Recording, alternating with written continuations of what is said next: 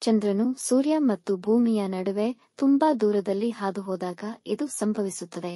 ಸೂರ್ಯನ ಬೆಳಕು ಸ್ವಲ್ಪ ಅವಧಿಯವರೆಗೆ ಭೂಮಿಗೆ ಹೋಗುವುದನ್ನು ಸಂಪೂರ್ಣ ತಡೆಯುತ್ತದೆ. ಪೂರ್ಣ ಚಂದ್ರನ ನೆರಳು ಭೂಮಿಯ ಮೇಲೆ ಬೀಳುತ್ತದೆ, ಪ್ರಾಯೋಗಿಕವಾಗಿ ಕತ್ತಲೆಯಾಗುತ್ತದೆ. ಇದನ್ನು ಸಂಪೂರ್ಣ ಸೂರ್ಯಗ್ರಹಣ ಎಂದು ಕರೆಯಲಾಗುತ್ತದೆ. ಇದನ್ನು ಖಗ್ರಾಸ ಸೂರ್ಯಗ್ರಹಣವೆಂದು ಹೇಳುತ್ತೇವೆ. ಇದು ಹೆಚ್ಚಿನ ಪರಿಣಾಮವನ್ನು ಬೀರುತ್ತದೆ ಎಂದು ನಂಬಲಾಗಿದೆ. ಈ ಬಾರಿಯ ಸೂರ್ಯಗ್ರಹಣ ಭಾರತದಲ್ಲಿ ಗೋಚರಿಸುವುದಿಲ್ಲ. ಈಗ ಈ ಗ್ರಹಣ ಯಾವ್ಯಾವ ರಾಶಿಯ ಮೇಲೆ ಏನು ಪರಿಣಾಮ ಬೀರುವುದೆಂದು ತಿಳಿಯೋಣ. ಮೇಷರಾಶಿಯವರಿಗೆ ಆರ್ಥಿಕ ಪರಿಸ್ಥಿತಿ ಸುಧಾರಣೆಯಾಗುವುದು. ತಂದೆಯಿಂದ ಧನ ಸಹಾಯವಾಗುವುದು. ಒಡಹುಟ್ಟಿದವರು ಮತ್ತು ಮಿತ್ರರ ವಿಷಯದಲ್ಲಿ ಅಸಮಾಧಾನವಾಗುವುದು. ವಿರೋಧಿಗಳು ದೂರ ಉಳಿಯುವರು ಮತ್ತು ಅವರಿಂದ ಆಗುವ ಸಮಸ್ಯೆಗಳು ತಾತ್ಕಾಲಿಕವಾಗಿ ಕಮ್ಮಿಯಾಗುವುದು. ಬಿಸಿನೆಸ್ ಪಾರ್ಟ್ನರ್ ಮತ್ತು ಬಾಳ ಸಂಗಾತಿಯ ಜೊತೆ ಸಂಬಂಧಗಳು ಏರುಪೇರು ಆಗಬಹುದು. ತಾಯಿ ಆರೋಗ್ಯಕ್ಕೆ ಅಷ್ಟು ಉತ್ತಮವಲ್ಲ. ನೀವು ಸಂಪಾದಿಸಿದ ದುಡ್ಡು ನಿಲ್ಲುವುದಿಲ್ಲ. ವಿದೇಶದಿಂದ ಬಂದ ವಾರ್ತೆಗಳಿಂದ ಮನಸ್ಸಿಗೆ ನೋವು. ಪ್ರಯಾಣಗಳಲ್ಲಿ ತಡೆಯಾಗಬಹುದು. ವೃಷಭ ರಾಶಿಯವರಿಗೆ ಆದಾಯದಲ್ಲಿ ಏರುಪೇರು ಆಗಬಹುದು. ಇದೇ ವಿಷಯದಲ್ಲಿ ಚಿಂತಿಸುವಂತಾಗುವುದು. ಎಷ್ಟೇ ನಿಷ್ಠೆಯಿಂದ ಕಾರ್ಯನಿರ್ವಹಿಸುತ್ತಿದ್ದರೂ ಸಿಗಬೇಕಾದ ಮಾನ್ಯತೆ ಸಿಗುತ್ತಿಲ್ಲ ಅಂತ ಅನ್ಸುತ್ತೆ. ಆರೋಗ್ಯದಲ್ಲಿ ಗಮನಹರಿಸಿ. ದುಂದುವೆಚ್ಚ ಖರ್ಚುಗಳು ಹೆಚ್ಚಾಗಬಹುದು. ಮಾತಿನ ಮೇಲೆ ನಿಗಾ ಇರಲಿ. ಮುಂದಿನ ದಿನಗಳಲ್ಲಿ ರಾಹುವಿನಿಂದ ಒಳ್ಳೆಯದಾಗುವುದು. ಮಕ್ಕಳನ್ನು ಎಚ್ಚರಿಕೆಯಿಂದ ನೋಡಿಕೊಳ್ಳಿ. ಮಿಥುನ ರಾಶಿ ಅನಿರೀಕ್ಷಿತ ಮೂಲಗಳಿಂದ ಧನಪ್ರಾಪ್ತಿ. ವೃತ್ತಿಯಲ್ಲಿ ಏಳಿಗೆ ಇದೆ ಹಾಗೂ ಈ ಕ್ಷೇತ್ರದಲ್ಲಿ ಬದಲಾವಣೆಗಳು ಬರಬಹುದು. ತಾಯಿ ಆರೋಗ್ಯದಲ್ಲಿ ಏರುಪೇರು ಆಗಬಹುದು. ತಂದೆಗೆ ಸಣ್ಣ ಪುಟ್ಟ ಅಪಘಾತಗಳಾಗುವ ಸಂಭವವಿದೆ. ದೊಡ್ಡ ಗಣ್ಯರ ಸಹಾಯ ಸಿಗಬಹುದು. ಗ್ರಹಣದ ಸಮಯದಲ್ಲಿ ಯಾವುದೇ ಮುಖ್ಯ ನಿರ್ಧಾರಗಳನ್ನು ತೆಗೆದುಕೊಳ್ಳಬೇಡಿ. ಆರೋಗ್ಯದ ಕಡೆ ಗಮನ ಕೊಡಿ. ಕರ್ಕ ರಾಶಿ ನೌಕರಿಯಲ್ಲಿರುವವರಿಗೆ ಸ್ಥಾನಪಲ್ಲಟ. ನಿಮ್ಮಲ್ಲಿ ಅವಶ್ಯಕ ಬದಲಾವಣೆ ಮಾಡುವ ಮನಸ್ಸಾಗುವುದು. ಹೊಸದನ್ನು ಕಲಿಯುವ ಮತ್ತು ಅದರ ಅರಿವು ಬೆಳೆಸಿಕೊಳ್ಳುವ ಸಮಯ. ವೃತ್ತಿಯಲ್ಲಿ ಅಭಿವೃದ್ಧಿ ಮತ್ತು ಪ್ರಮೋಷನ್ ಸಿಗುವುದು. ಹಣಕಾಸಿನ ಸಮಸ್ಯೆ ದೂರ ಆಗುವುದು. ಪೋಷಕರ ಆರೋಗ್ಯ ಕ್ಷೇಮಕ್ಕೆ ಒಳ್ಳೆಯದಲ್ಲ. ಸಿಂಹರಾಶಿ ದಿಢೀರ್ ಅವಮಾನ ಮತ್ತು ಆಪಾದನೆ ಬರುವ ಸಾಧ್ಯತೆ ಇದೆ. ಎಚ್ಚರದಿಂದಿರಿ. ಮಕ್ಕಳ ಏಳಿಗೆ ವಿಷಯದಲ್ಲಿ ಸಂತೋಷ ಸಿಗುವುದು. ಆರ್ಥಿಕ ಪರಿಸ್ಥಿತಿ ಸುಧಾರಿಸುವುದು. ಆಕ್ಸಿಡೆಂಟ್ ಆಗಿ ಸಣ್ಣ ಪುಟ್ಟ ಗಾಯಗಳಾಗುವ ಸಂಭವವಿದೆ. ಗ್ರಹಣದ ಸಮಯದಲ್ಲಿ ಯಾವುದೇ ಮುಖ್ಯ ನಿರ್ಧಾರಗಳನ್ನು ತೆಗೆದುಕೊಳ್ಳುವುದು ಬೇಡ. ತಾಯಿಗೆ ಆರೋಗ್ಯ ಸಮಸ್ಯೆ ಆಗಬಹುದು. ನಿಮ್ಮ ಬಾಯಿ ಮತ್ತು ಹಲ್ಲಿನ ಆರೋಗ್ಯ ನೋಡಿಕೊಳ್ಳಿ. ಕನ್ಯಾ ರಾಶಿ ವೃತ್ತಿ ವ್ಯವಹಾರದಲ್ಲಿ ಎಕ್ಸ್ಪ್ಯಾನ್ಷನ್ ಅಥವಾ ಹೊಸ ಕೆಲಸವನ್ನು ಪ್ರಾರಂಭಿಸುವಿರಿ. ಸಂಬಂಧಗಳಲ್ಲಿ ಪತಿ ಅಥವಾ ಪತ್ನಿ ಮತ್ತು ಪಾರ್ಟ್ನರ್ಶಿಪ್ ಬಗ್ಗೆ ಗಮನ ಕೊಡುವ ಸಮಯ. ಆಡುವ ಮಾತಿನ ಮೇಲೆ ಹತೋಟಿ ಇರಲಿ. ದುಡುಕಿ ಮದುವೆಯ ನಿಶ್ಚಯ ಮಾಡಿಕೊಳ್ಳುವುದು ಬೇಡ.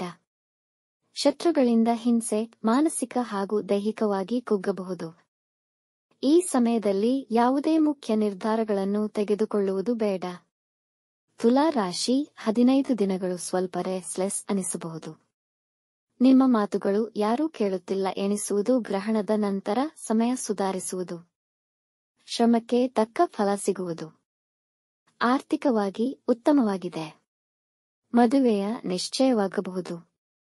ಹೃದಯ ಸಮಸ್ಯೆ ಕಾಣಿಸಿಕೊಳ್ಳಬಹುದು. ವೈದ್ಯರ ಸಲಹೆ ಪಡೆಯಿರಿ. ಪ್ರೇಮಿಗಳಿಗೆ ಬ್ರೇಕ್ ಅಪ್ ಆಗುವ ಸಾಧ್ಯತೆ. ವೃಶ್ಚಿಕ ರಾಶಿಯವರಿಗೆ ಮಕ್ಕಳಿಂದ ಸಮಸ್ಯೆ ಅಥವಾ ಒತ್ತಡ ಬರಬಹುದು. ಮನೆಯಲ್ಲಿ ಅಶಾಂತಿ.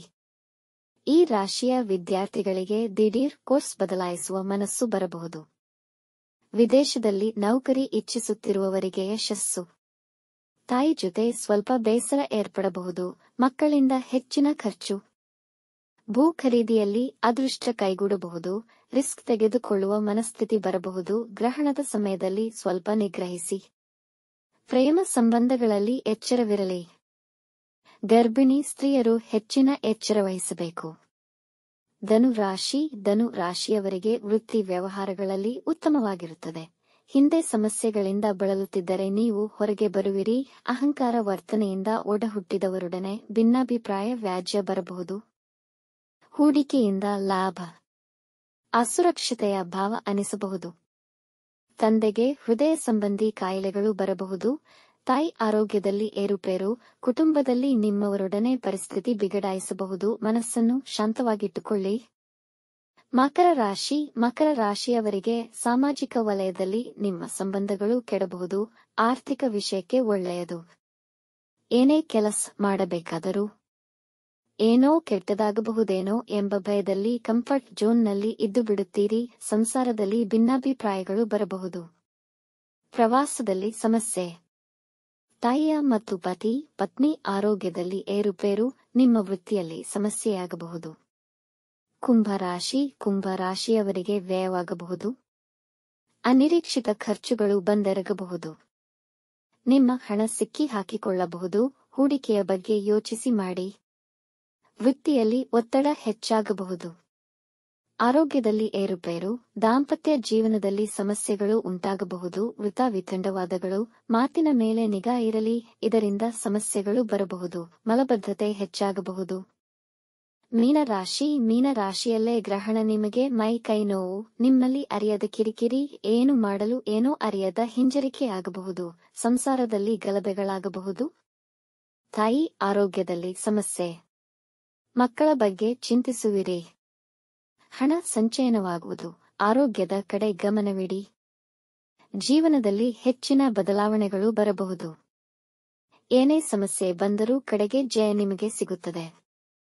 ಪರಿಹಾರ. ಈ ಮಂತ್ರವನ್ನು ಗ್ರಹಣದ ಸಮಯದಲ್ಲಿ 108 ಬಾರಿ ಪೂರ್ವ ದಿಕ್ಕಿಗೆ ಮುಖಾಮುಖಿಯಾಗಿ ಜಪಿಸುವುದು.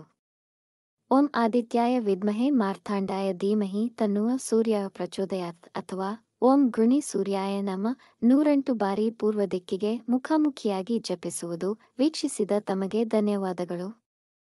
ನಿಮ್ಮ ಅಭಿಪ್ರಾಯ ಮತ್ತು ಅನಿಸಿಕೆಗಳನ್ನು ಕಮೆಂಟ್ ಮೂಲಕ ತಿಳಿಸಿ. ಮಾಹಿತಿ ಇಷ್ಟವಾಗಿದ್ದಲ್ಲಿ ಚಾನಲ್ಗೆ ಸಬ್ಸ್ಕ್ರೈಬ್ ಮಾಡಿ, ಶೇರ್ ಮಾಡಿ, ತಪ್ಪದೆ ಬೆಲ್ ಐಕಾನ್ ಪ್ರೆಸ್ ಮಾಡಿ.